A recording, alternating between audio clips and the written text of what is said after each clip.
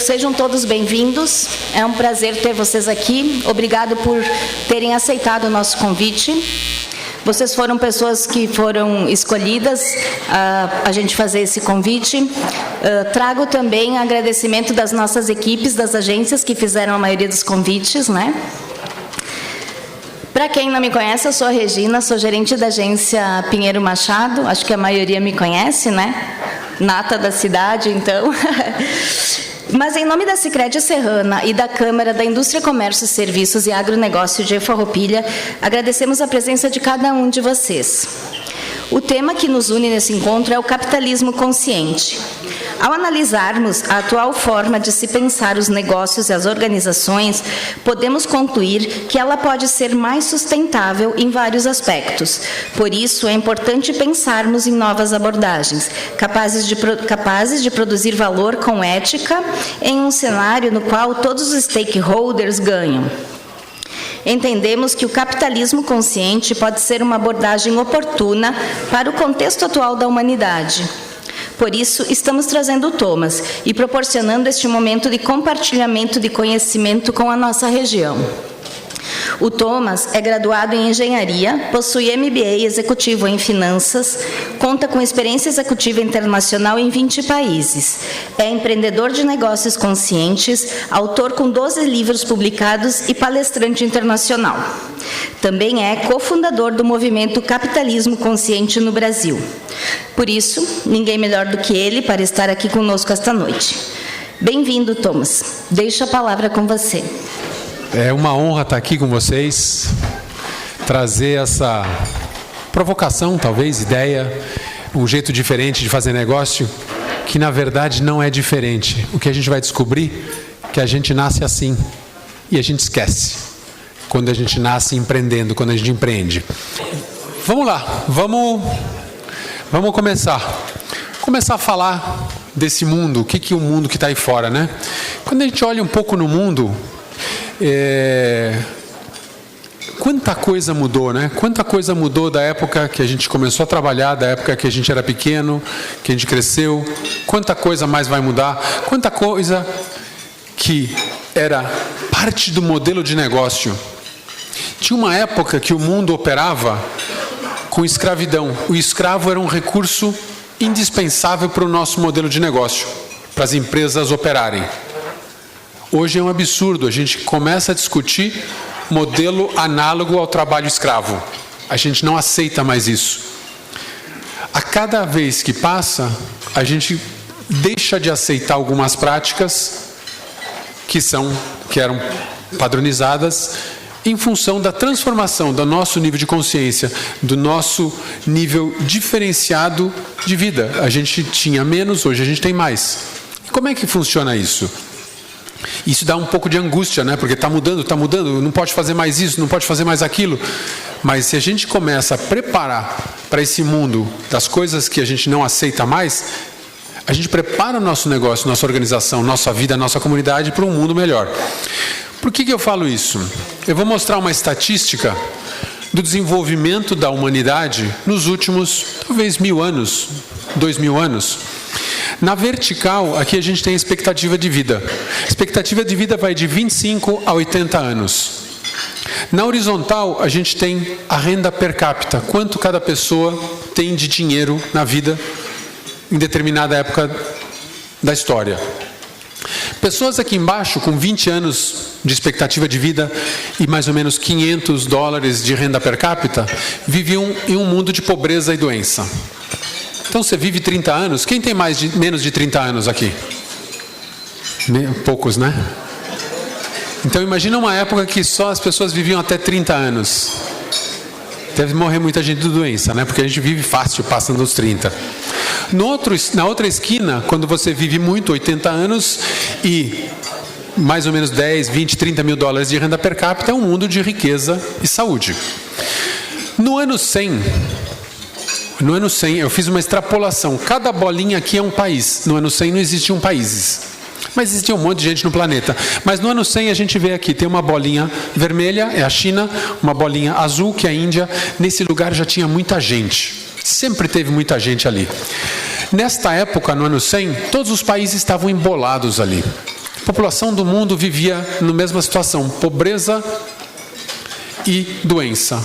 Éramos todos iguais, vivíamos 30 anos com menos de $500 por ano para viver.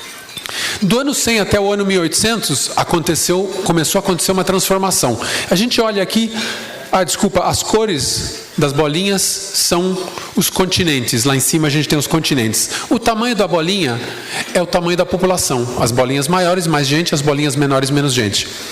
No ano 1800, do ano 100 ao ano 1800, a gente deu um salto de alguns países ficaram mais ricos. Quem eram esses países laranja? Europa. O que a Europa fez até o ano 1800?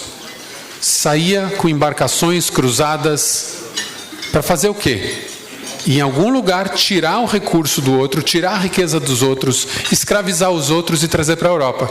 Então dá para perceber que eles começaram a viver melhor, com mais riqueza, só que continuam vivendo ali os 30, 35 anos em média. Do ano 1800 para os anos de hoje, a gente criou o nosso maior problema, a desigualdade. Antes a gente era pobre e doente junto, todo mundo. E a partir de 1800 aconteceu isso. O que aconteceu em 1800? Revolução Industrial. Antes disso, a gente começou a se juntar. A gente começou a juntar talentos. Se eu sou padeiro, eu sei fazer pão, eu faço um pão. Mas se eu me junto com o Odair, que também faz pão, ele faz um, eu faço um, vamos fazer junto, a gente faz 10.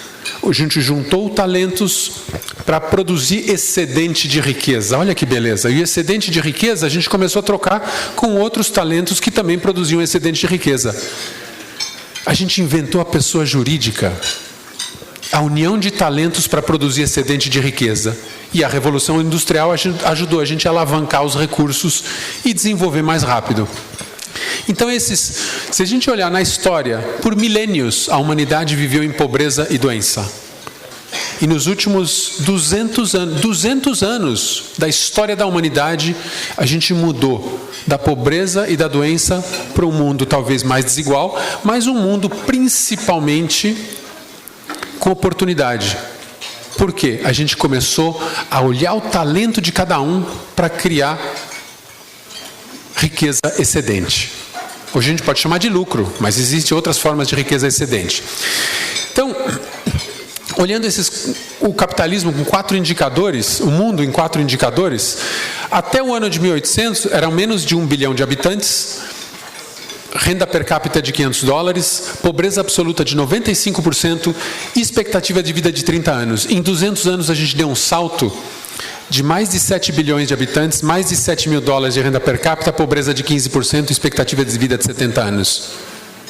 A humanidade fez isso em 200 anos. Não é incrível? É fantástico. Só com a oportunidade de juntar talentos e criar riqueza excedente. Antes do capitalismo, o único jeito de você melhorar a sua vida era tirar do outro.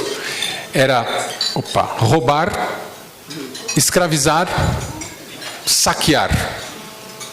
Depois do capitalismo, as pessoas se juntaram para produzir riqueza. Olha que bacana, né?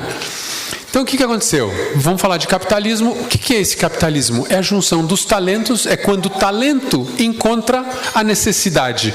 Ali nasce uma coisa muito importante, nasce uma oportunidade. Todo mundo que começa um negócio, começa assim. Você já viu alguém começar um negócio para produzir alguma coisa que não sabe para quem que é? Não. Já viu alguém produzir uma coisa para fazer pior? Não. Todo mundo que começa com uma intenção genuína de fazer algo melhor.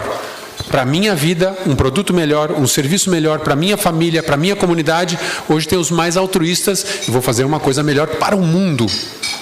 Mas todo mundo começa com a intenção de fazer algo melhor. E aí, o que acontece? A outra coisa que é fantástica no capitalismo é voluntário. Alguém já entrou numa loja e foi obrigado a comprar antes de sair? Você entra na loja, experimenta a roupa, na hora de sair, fala, não, você tem que comprar alguma coisa, senão não sai.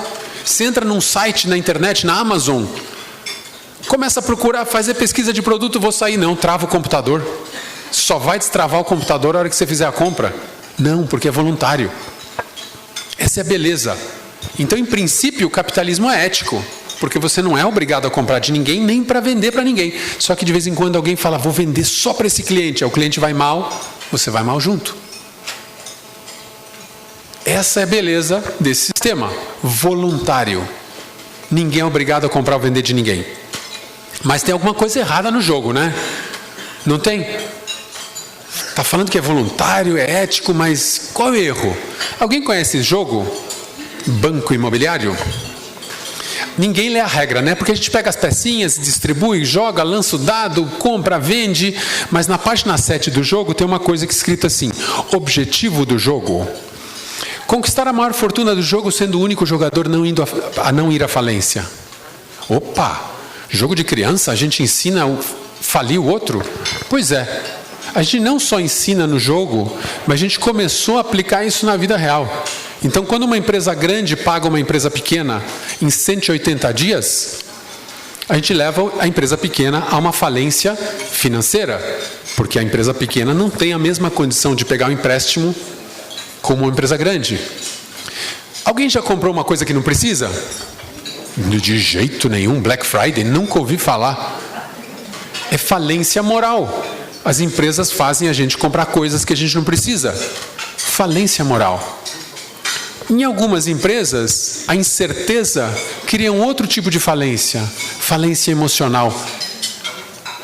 Quando a nossa equipe não sabe a nossa direção, quando a equipe não sabe o que vai acontecer, a gente perdeu um cliente, vai ter corte. Falência emocional. Sem querer, a gente está jogando o banco imobiliário na vida real. É o que está dando errado. Essas falências têm uma consequência. A gente pergunta, por que a gente faz o que faz? Por que eu trabalho? Por que eu empreendo? Bom, eu trabalho para quê? Para ter dinheiro. Para ter dinheiro para quê? Para pagar a conta. Por quê? Porque eu quero comprar coisa. Por que eu quero comprar coisa? Para ter coisa, para viver melhor. Por quê? No final das contas, tudo que a gente faz é para ser feliz. Você não faz essas coisas para ser infeliz, né? Mas você dá uma volta tão grande, às vezes grande demais. Se a gente olhar a razão do que a gente faz as coisas, eu faço para ser feliz. Será que a gente não consegue um atalho? Eu preciso comprar tudo isso para ser feliz? Eu preciso fazer tudo isso para ser feliz? Não tem uma forma mais curta? E essa pergunta é fundamental porque é por isso que a gente empreende. Por isso que a gente tem que voltar a despertar esse espírito heróico de empreender. Para fazer algo melhor, porque isso vai fazer a gente... A natureza do ser humano é a natureza de servir.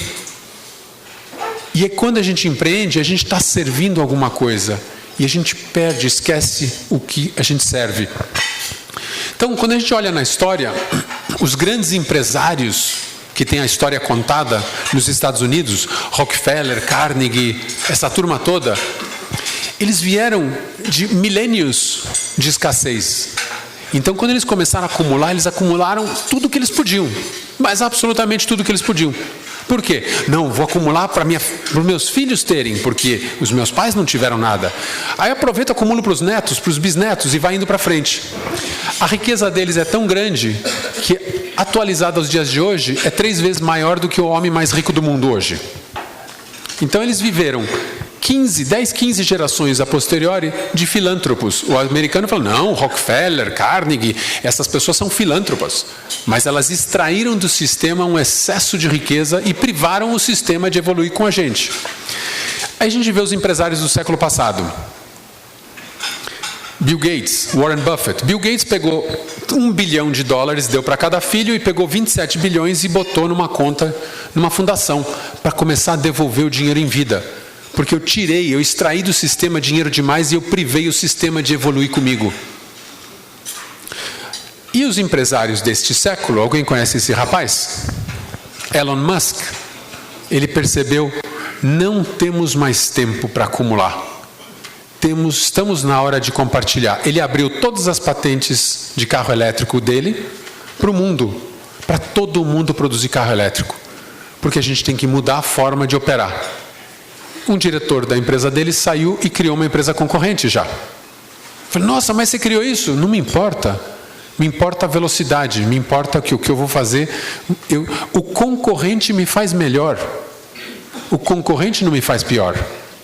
não tem referência. Eu preciso de um concorrente para ser melhor, para buscar outro. Então, a nossa sorte é que esse mundo encolheu. Encolheu por quê? A internet fez com que a gente estivesse mais conectado, a gente tivesse mais acesso à informação, conhecimento, conteúdo, a gente tem o maior nível de escolaridade do mundo e a gente é mais inteligente. O QI, o teste de inteligência, sobe 3 pontos a cada 10 anos. E aí eles baixam para 100 de novo. Uma pessoa com QI 100 hoje, se a gente levar para 1919, vai ser de uma elite de 5% mais inteligentes do planeta. E a gente percebe que a gente está mais inteligente quando uma criança pequena pega um tablet, um celular e começa a navegar e fala, desconfigurou todo o celular porque mexeu não sei aonde, porque ficou ruim para a gente. Não é isso? Imagina que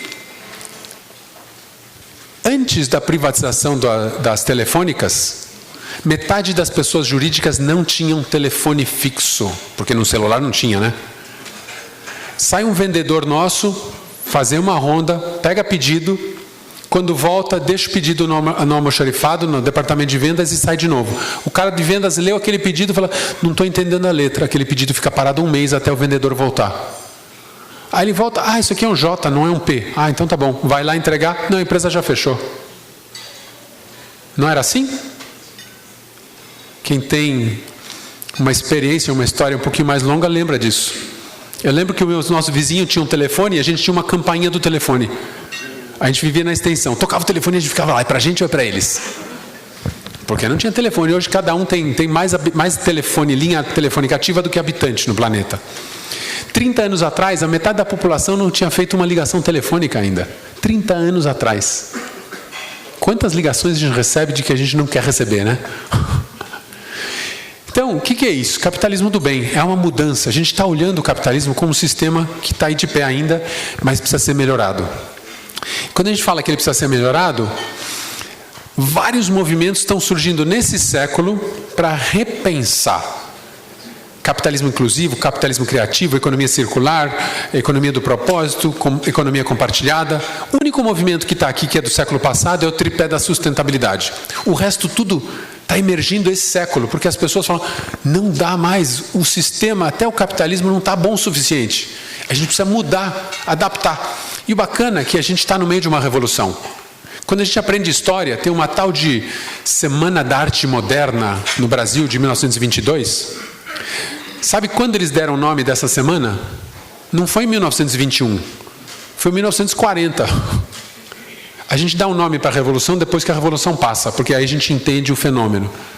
O que está passando agora, talvez não seja o capitalismo daqui a 10, 15, 20 anos. Vai chamar outra coisa. Mas o importante é assim, que o sistema como está esgotou.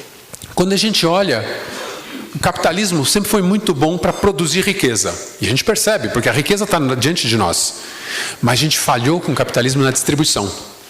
O socialismo foi muito bom para distribuir riqueza, mas falhou no momento de produção. Então, quando a gente olha isso, a solução não é um ou outro, é um e outro. Os dois são blocos da próxima solução. Enquanto a gente não parar e olhar e falar, como é que a gente junta os dois e constrói a próxima casa, o próximo sistema, a gente vai ficar brigando de bobeira.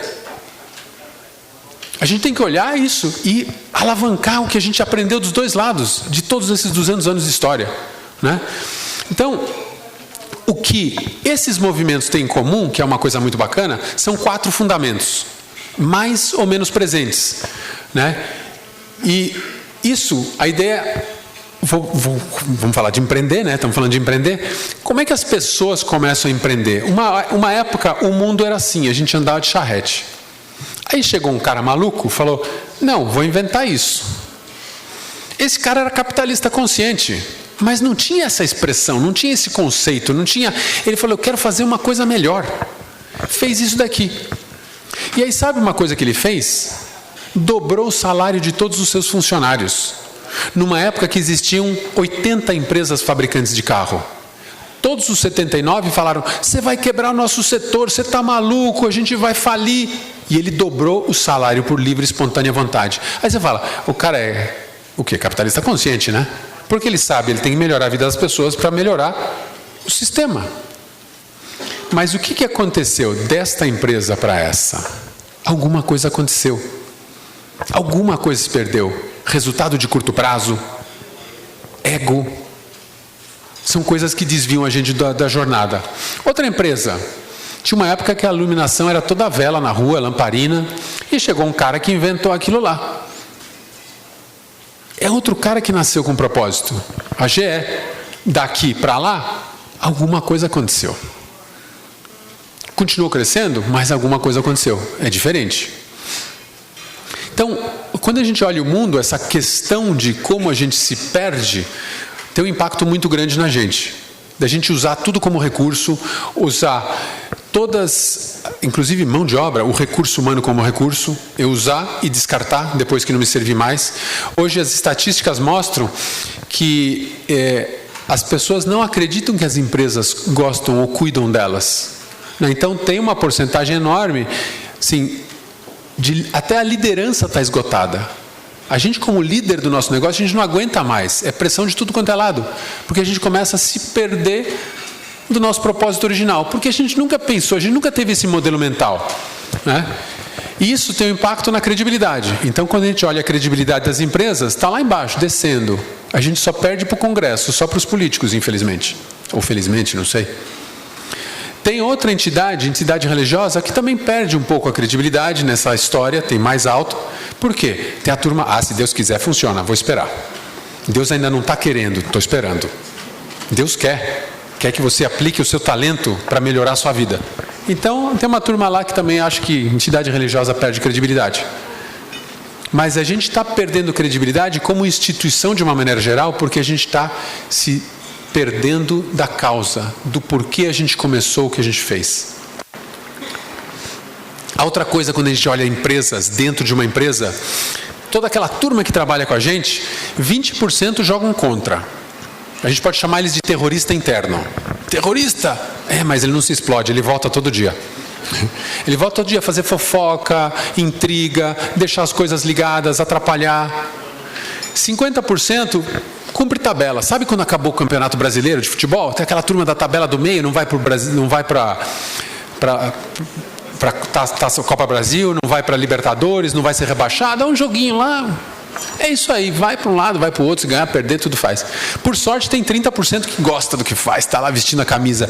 E se a gente imaginar um barquinho, 3 caras remando com força, 5 fingindo e 2 contra. Aí eu vou contar um segredo para vocês, eles não estão contra. É a nossa responsabilidade como líder perceber que aquele cara que está remando em sentido contrário, ele tem um talento para estar em outro barco. E se a gente mantém ele lá, a gente está falando, tudo bem fazer isso. É a gente identificar esse talento e colocar no barco certo. O cara lá atrás com o remo para cima, ele devia estar colhendo manga. Ele não quer botar o remo na água. É outro talento. É a nossa responsabilidade como líder achar o lugar certo para o talento que a gente tem acesso. Por quê? Por que a gente faz o que faz? Para ser feliz. Quando a gente deixa o cara ali, a gente está perpetuando a infelicidade de alguém. E a nossa também. Tá certo? E agora, a coisa interessante é, o trabalho voluntário começa a aumentar no mundo inteiro. Estados Unidos tem estatísticas que esse trabalho, todo ano, tem mais gente fazendo voluntariado, tem mais gente contribuindo. Por que isso? Porque, no fundo, esses 140 milhões de voluntários, estimativa da ONU no mundo, que poderiam ser o 9º país maior do mundo, talvez o voluntaristão, né? O que essas pessoas estão procurando? Elas estão procurando o que falta. A gente tem uma crise global das instituições, a gente tem uma crise interna nas organizações e a gente tem uma crise pessoal de procurar sentido na vida. Quem pode dar sentido são as organizações. Quando a gente começa a voltar à nossa origem de resolver um problema. Hoje as empresas estão resolvendo um problema ou estão do outro lado. Qual outro lado? Cada um sabe qual é o outro lado, né? Você está do resolver o problema do outro. Então, a gente volta para essa ideia do capitalismo do bem. Toda essa intenção que está surgindo está baseada em 4 fundamentos. Mais um pouquinho de empresas. Todas essas empresas que começaram, todas começaram com um propósito. E elas continuam crescendo porque elas são fiéis ao seu propósito.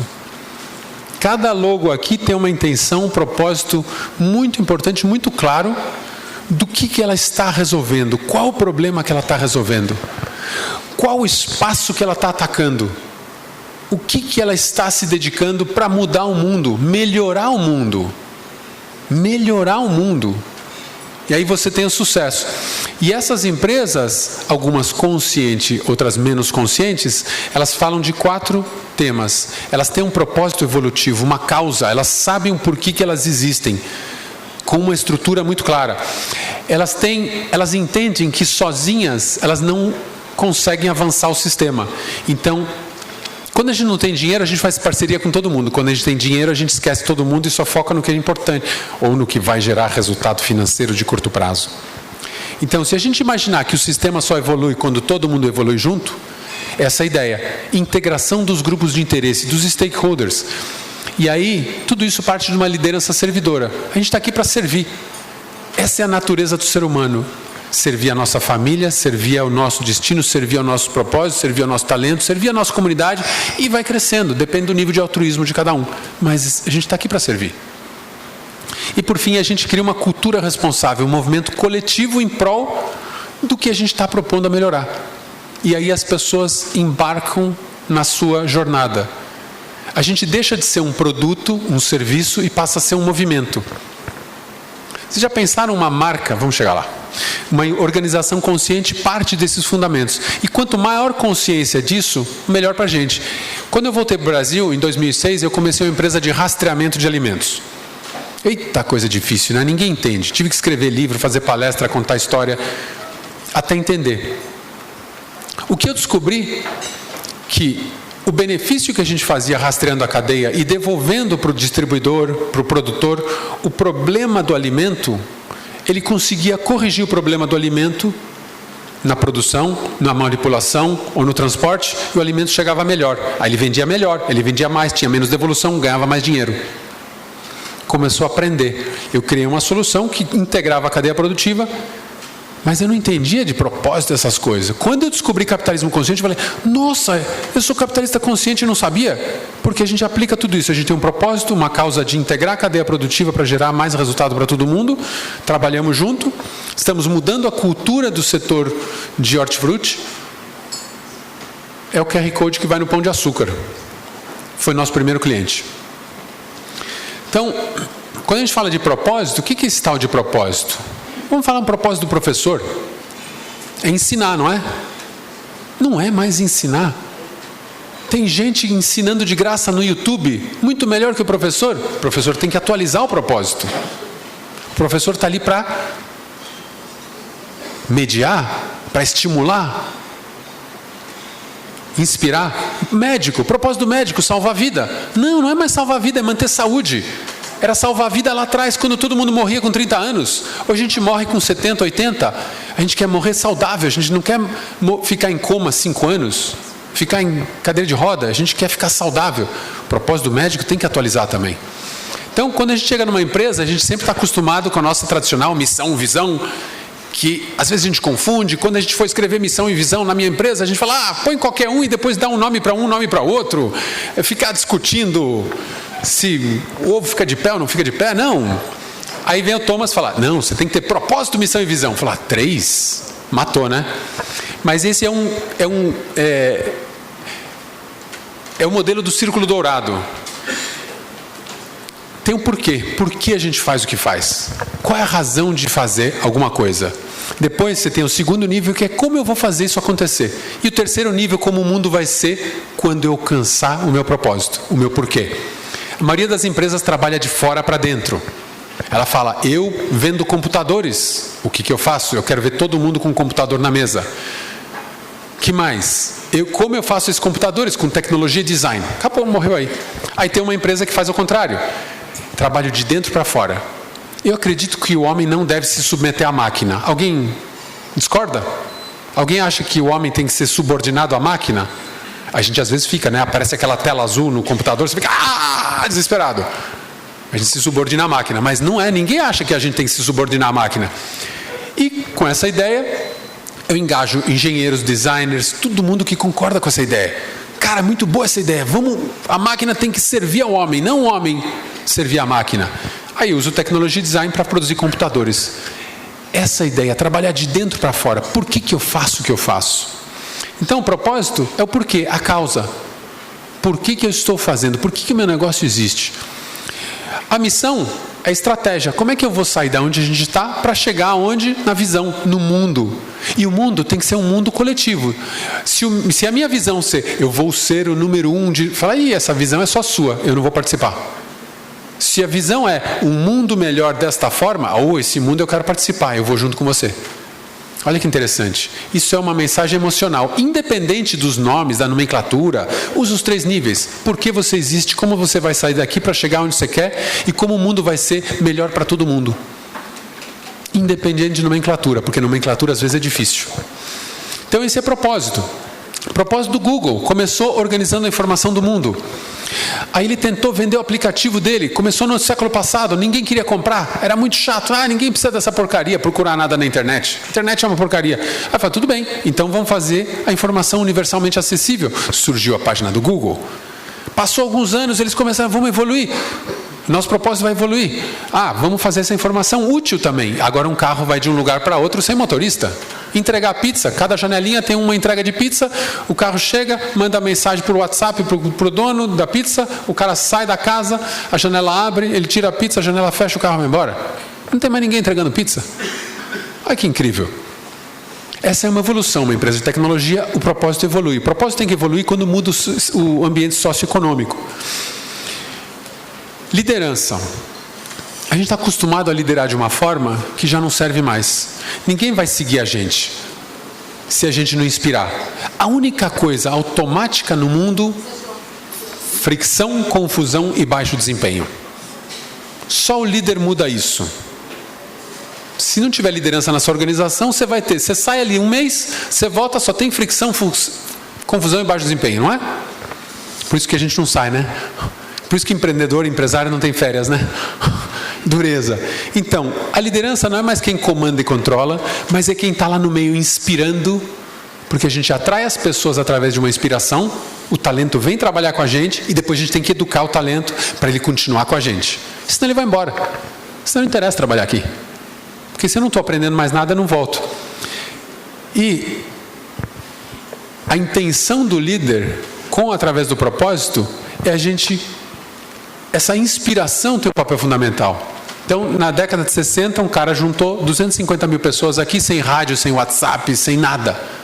Só com inspiração. Eu tenho um sonho. O sonho de ver crianças brancas e negras brincando junto. Ele quebrou o sonho. Como é que a gente quebra, como líder, o nosso sonho de ver um mundo melhor em coisas tão pragmáticas, tão práticas, que as pessoas falam, esse mundo eu quero viver. Aí ele juntou 250 mil pessoas nessa praça.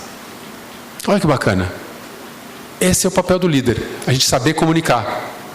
E dentro da questão do líder, a gente tem uma questão de evolução, porque quando a gente conversa com as pessoas, a gente precisa entender a evolução do nível de consciência de cada um.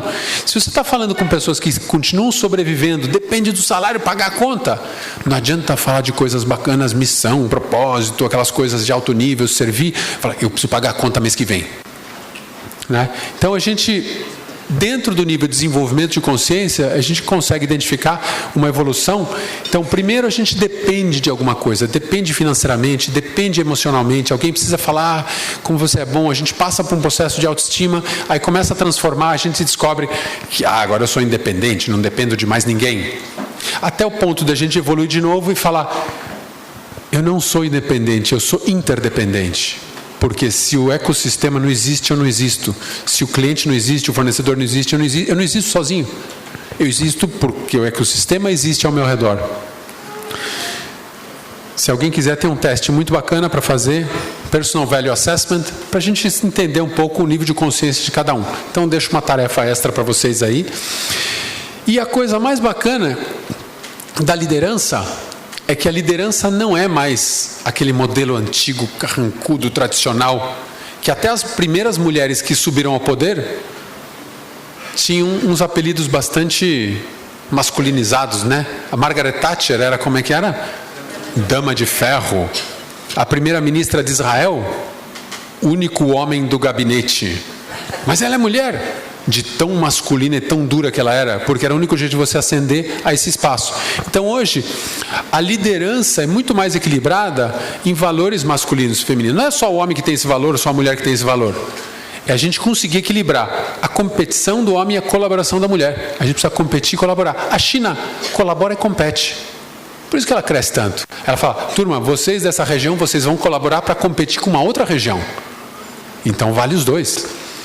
Você usa eficiência com participação. Você combina a individualidade com o coletivo. Você olha o resultado financeiro e a geração de valor. Os dois fazem parte da solução. Lembra, não é um ou outro, é os dois. A gente olha o egocentrismo e o ecocentrismo. É importante a gente olhar para a gente, a saúde individual, pessoal, mas é importante olhar como parte de um ecossistema maior. Somos parte de algo maior, não somos sozinhos. O equilíbrio de valores faz a diferença na liderança. O terceiro ponto é integração dos grupos de interesse. Integração da nossa cadeia produtiva. Se essa é a minha cadeia, fornecedor, cliente, funcionário, comunidade, ferrou, vai romper ali no meio. Qual é o elo mais fraco da nossa cadeia? É onde vai romper. Se alguém estiver perdendo, é onde a gente vai perder. Não dá para ganhar quando alguma parte da nossa cadeia está perdendo. Então, eu vou dar um exemplo de um círculo virtuoso de como a gente cria um espaço de cocriação, de geração de resultado. Whole Foods é uma cadeia de varejo americana. O que eles falam? A parte mais importante na mim é a felicidade da equipe, depois eu quero parceria com fornecedores, meus clientes vão estar satisfeitos, o meu investidor motivado, e aí eu posso dar uma boa atenção para a comunidade e meio ambiente. A equipe feliz está motivada para ser mais criativa, buscar novas parcerias com fornecedores. Os fornecedores trazem melhores produtos, os melhores produtos vão vender mais, vende mais, eu tenho mais lucro, o investidor está motivado para devolver mais. Devolve mais, a gente não devolve para fora da comunidade. Muita gente faz trabalho, doação, para fora da comunidade, aí ninguém percebe. Aí o seu funcionário não é reconhecido como parte do sistema. Então, quando a gente devolve para dentro da nossa comunidade, botar máscara primeiro na gente, depois no outro, a gente desenvolve a nossa comunidade. Você fala, pô, você faz parte do Sicredi? Pô, o Sicredi tem uns projetos bacanas. Aí, cara do Sicredi, a turma do Sicredi volta orgulhosa para trabalhar, porque o que eu estou fazendo está contribuindo à comunidade, a comunidade reconhece o que eu estou fazendo e eu volto mais feliz para fazer mais. Agora, se a gente for ajudar as tartaruguinhas do projeto Tamar lá em Salvador, nada contra as tartarugas, amo elas, visitei elas, comprei camiseta para ajudar quando eu fui lá, mas não é a nossa comunidade aqui. O dia que a gente estiver bem, vamos ajudar a outra comunidade do lado. Vamos ajudar o Rio Grande do Sul inteiro. Vamos ajudar o Sudeste do Brasil. Vamos ajudar o Brasil inteiro. Vamos ajudar a América Latina. Aí a gente vai para o mundo. É um passo de cada vez. Primeiro a máscara na gente, depois a gente vai para o outro. Então esse é o círculo virtuoso. E uma coisa que a gente esquece, o meio ambiente é um grupo interessado. É um grupo afetado. É uma entidade afetada pela nossa atividade. Imagina a questão das externalidades. Que esse é o que a gente mais fala hoje. Tem criança jovem em crise de existencial, o mundo vai acabar em 20 anos porque o plástico vai tampar o mundo. Porque tem oceanos, tem ilhas de plástico. Agora, se amanhã o governo maluco que a gente tem, que a gente nunca sabe que pode decidir, porque todo governo é maluco, não é exclusividade nossa, decide. Todos os carros vão ter o escapamento virado para dentro e as janelas não abrem mais. Que carro você compra? Qual é a analogia? Se a sua externalidade tiver que fazer parte do seu negócio amanhã, como é que você opera? Como é que você está preparado para operar isso? Isso pode acontecer a qualquer momento. A política de resíduo sólido do Brasil foi isso. A gente tem a pior, ou a melhor, do mundo. É a pior em funcionamento, porque a gente não consegue implementar. Então isso pode acontecer. Então, como é que a gente lida com a externalidade como um dos stakeholders, como um das entidades afetadas pelo nosso negócio? Para se preparar para o que vai vir amanhã. Vem! Então, o terceiro ponto é o grande diferencial. O quarto ponto, a gente falou de propósito, falamos de liderança, falamos de grupos de interesse, a cultura. Eu posso abrir qualquer negócio hoje, entrar no Google, qual é o melhor modelo de negócio para vender copo descartável? Qual é o melhor negócio, qual é a melhor política de remuneração? O Google me dá as 10 melhores, as 3 melhores, a melhor do mundo. E ainda assim o meu negócio não vai ser o melhor negócio do mundo. Por quê? Porque o negócio depende de pessoas, não de modelos. E as pessoas dependem da gente criar um comportamento coletivo, uma cultura. Já pensou uma cultura tão forte que ela vira uma tatuagem? Um negócio tão poderoso que as pessoas se tatuam, o fornecedor tem a tatuagem da sua marca, o cliente, o funcionário, até o prospect. Ainda não comprei o produto, mas a tatuagem eu já fiz. Dá para imaginar uma marca dessa? Tem uma marca assim. Não é o primeiro celular que você comprou, aquele Nokia, naquele tijolinho, não. É Harley Davidson.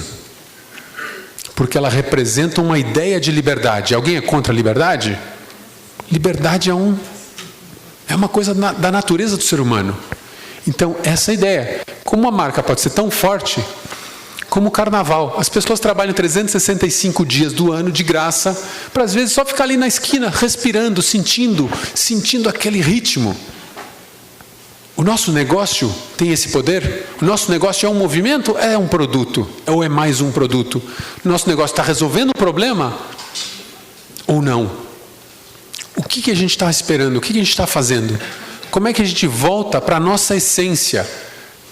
Quando o nosso negócio começou, tinha uma causa, tinha um motivo, uma motivação.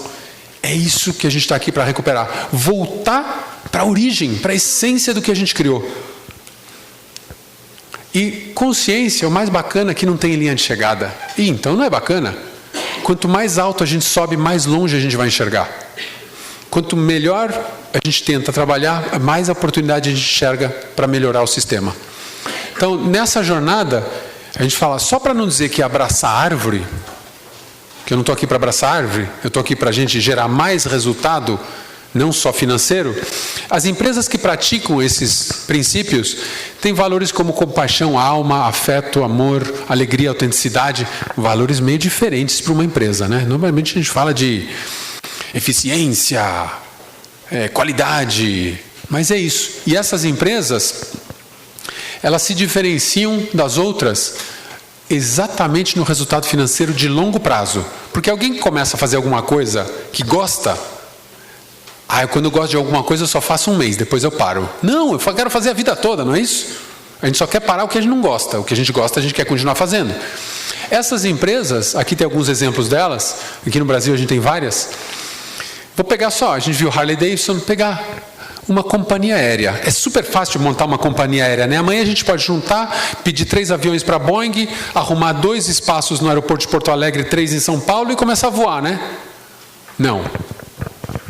Esses caras têm 30 anos de aviação, demorou 3 anos para eles começarem a voar, mas eles têm 30 anos de aviação, não tem assento marcado e não tem 1 ano de prejuízo. Deu para escutar? 30 anos de operação, uma companhia aérea com nenhum ano de prejuízo.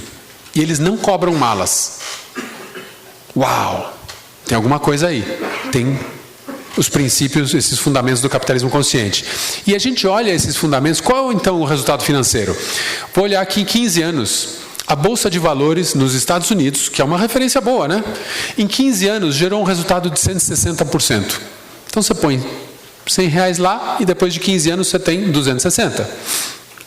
Aí tem um outro livro do Jim Collins, Good to Great, um cara muito forte de negócio, falou, descobrir as empresas, o que as empresas precisam para no curto prazo gerar grande resultado. Aí no curto prazo você vê aqui, fui embora, apertei o botão errado.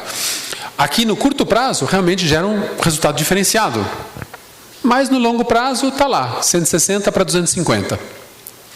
E aí a gente pega empresas humanizadas que aplicam esses fundamentos, tem um resultado muito diferente, 160 para 800 ou para 1.600.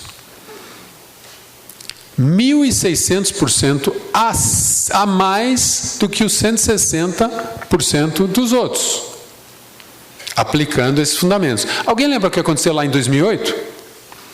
Copa, Olimpíada? Marolinha, que crise. Marolinha, aqui no Brasil foi marolinha, no mundo foi crise. Agora, O deslocamento do desempenho é depois de crise. Por quê? Um sistema consciente cuida do fornecedor, cuida do cliente, cuida do ecossistema, cuida da comunidade. Quando a crise começa a sair, o consumidor fala, eu vou comprar mais de quem cuidou de mim. O fornecedor, eu vou levar a ideia para quem cuidou de mim. Então a inovação vem para você, o consumo vem para você, a criatividade, a dedicação dos funcionários vem para você. Não vai para outro lugar, mas você tem que cuidar. Passar na crise não é fácil. Então, essa história é para a gente mostrar aqui, propósito, a gente tem que voltar para a essência, o que criou, o que fez o nosso negócio despertar, o que despertou a gente para empreender, esse espírito heróico de fazer alguma coisa, olhar a nossa cadeia como um todo, se alguém estiver perdendo nessa cadeia, a gente vai acabar perdendo, olhar como esse movimento coletivo em prol da nossa causa pode alavancar o nosso negócio. E tudo depende só da gente, que lidera um departamento, uma organização, um grupo, pequeno, médio ou grande. Só depende da gente, de mais ninguém. Ah, não, mas o governo... O governo afeta todo mundo igual. Se tiver menos imposto, vai ter menos imposto para todo mundo, tem mais 500 concorrentes. A gente já está acostumado, a gente já está operando. Depende só da gente mudar a liderança. E o Sicredi é um bom exemplo disso. Por quê? Propósito. O propósito é coletivo. A liderança, vamos começar a liderança. O cooperativismo de crédito nasce dessa ideia, alguém não atende a gente. Vamos se juntar e resolver o nosso problema? Resolver o problema é o nosso propósito. A partir disso, todo o resultado que o Sicredi gera numa região, fica na região. Alguém tem conta no Banco do Brasil? Eu não sei para onde vai o lucro, tá? Alguém tem conta no Bradesco? Alguns têm. Eu sei, vai lá para São Paulo o lucro. Alguém tem conta no Santander? Tem Santander por aqui? Os espanhóis amam a gente. Vai tudo para a Espanha. E quem tem conta no Sicredi, o lucro fica aqui. No projeto social, no resultado, na distribuição, aumento de capital e aumento do ecossistema financeiro. Olha que bacana. Então, quando a gente vê esse exemplo, fala, como é que a gente copia esse exemplo? Como é que a gente volta para a essência? Como é que eu tenho uma postura diferenciada de líder? Não é fácil, porque não é sempre todo mundo que vai entender o que a gente está preparado a fazer. Mas a gente tem que acompanhar o nível de consciência do outro. Se o seu fornecedor está lá sofrendo para pagar as contas, bom, como é que eu tiro ele do sofrimento antes de começar a ter uma conversa de outro nível? Se o meu funcionário não está conseguindo pagar a conta, vai ser despejado. Bom, como é que eu começo a ajudar ele para ele sair dessa situação? E aí você tem uma pessoa engajada, eternamente grata. Acabou meu tempo. Eu tentei fazer não me estender demais. Tá? Vou fechar. Será que dá para pegar som aqui? Dá? Vou passar um videozinho que é um convite para vocês. One last tick.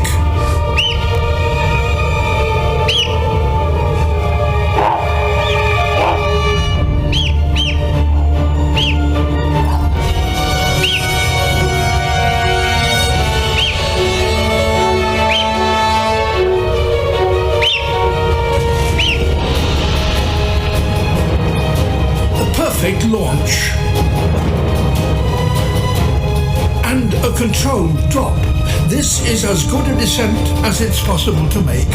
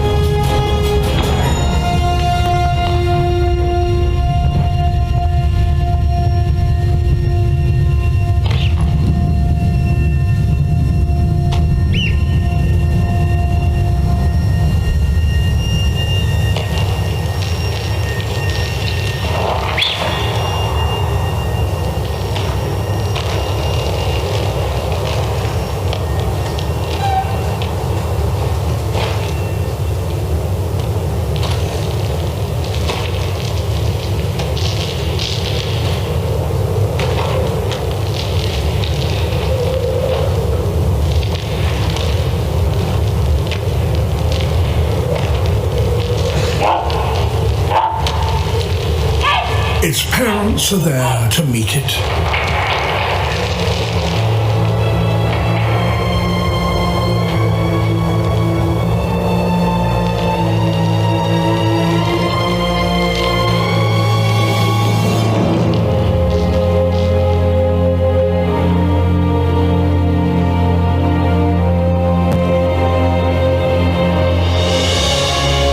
little dazed, perhaps, but all in one piece. O convite não é para pular da serra, pelo amor de Deus. O convite é para a gente voltar para a nossa essência, para a nossa origem.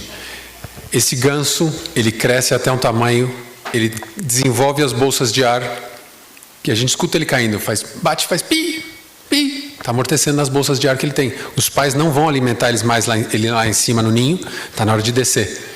Então tem um momento de saltar. Vamos saltar para o nosso talento, vamos saltar para a nossa essência, vamos voltar para o que é da nossa natureza. Empreender na nossa natureza, empreender essa jornada heróica, para a gente mudar a nossa comunidade e mudar o nosso mundo. Isso aqui não precisa passar. Então, pergunta, o que eu posso fazer amanhã? Né? O que eu posso fazer amanhã? Aqui tem um exemplo de uma empresa de Santa Catarina que vende móveis pela internet com o propósito de fazer a sua casa o melhor lugar do mundo. E aí quando eles perceberam, estou vendendo uma móvel, uma cadeira, uma mesa, de repente essa troca uma mesa velha de alguém, o que o cara faz com a mesa velha? O que a gente faz com uma cadeira velha? Encosta. Eles colocaram um adesivo que custa 1 centavo em cada caixa, dizendo, se você comprou esse móvel novo, doe usado para alguém que precisa. E eu vou fazer a casa de mais alguém um pouquinho melhor no mundo, com 1 centavo.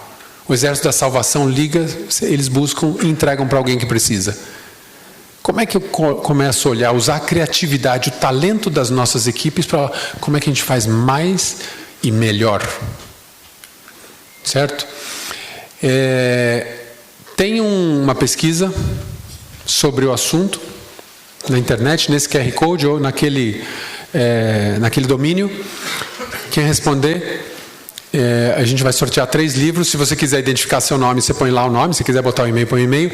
Também, se você tiver interesse em aprender mais, a gente está fazendo um levantamento. Quantas pessoas têm interesse em avançar? Eu quero aprender mais, eu quero fazer na minha empresa, eu quero aprender liderança. O que você quer aprender do que a gente compartilhou aqui? E a gente está aqui trazer outras jornadas de aprofundamento nesse tema. Como é que a gente repensa, reolha o nosso negócio? Tá certo? Para quê? Para começar a despertar mais, retornar à essência do que a gente é como empreendedor, como empresário. Odair, eu queria convidar você para fazer o nosso fechamento aqui. Obrigado. Bom, bacana. Boa noite a todos. É um prazer estar aqui com vocês. Thomas, de coração, muito obrigado. E eu gostaria de chamar a todos aqui uma salva de palmas bem legal, agradecendo a tua presença.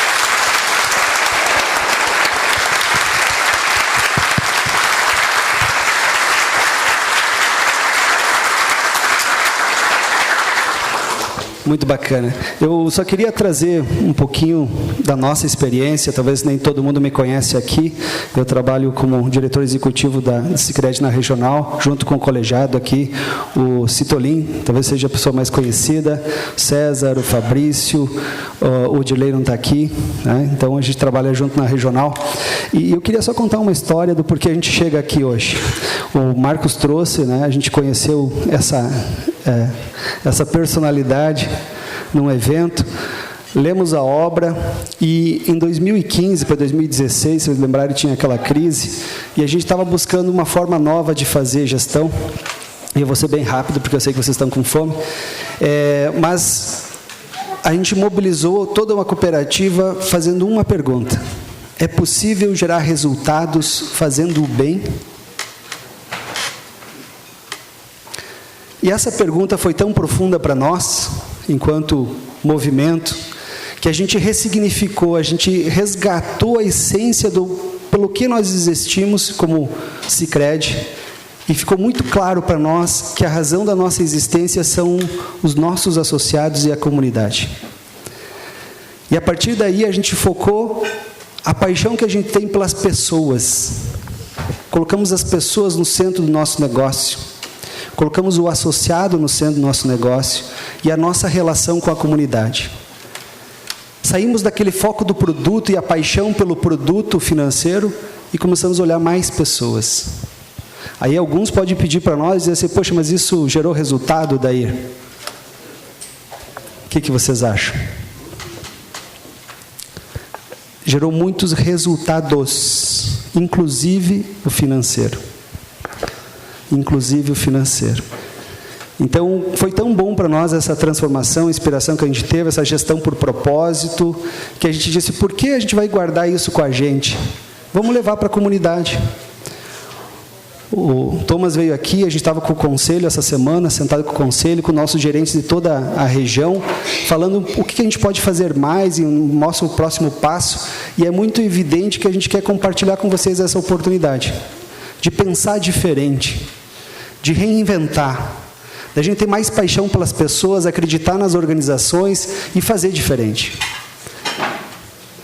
E na medida que vocês, algum que esteja assistindo essa palestra, entender que o que a gente falou hoje faz sentido para vocês, pode contar com a gente, e a gente quer convidar vocês, para quem tem sentido, para a gente fazer um outro momento e começar a aprofundar o debate sobre isso. Sem certo ou errado, mas começar a debatermos um pouquinho mais sobre sociedade, um pouquinho mais sobre prosperidade, um pouquinho mais sobre pessoas. E quem tiver esse interesse, então, pode falar com a Regina, Clair, o Marciano, ou a própria Veriziana, que possa ter atendido para o Sicredi de Empresas, que a gente vai organizar esse momento e vamos começar a fazer reuniões periódicas para debater esse tema, né? Nos preocupando um pouquinho mais com a sociedade. Muito obrigado de coração pela atenção de vocês, e a gente fica aí para poder conversar um pouquinho mais. Obrigado, e eu passo a palavra para o nosso amigo aqui, Daniel Bamp.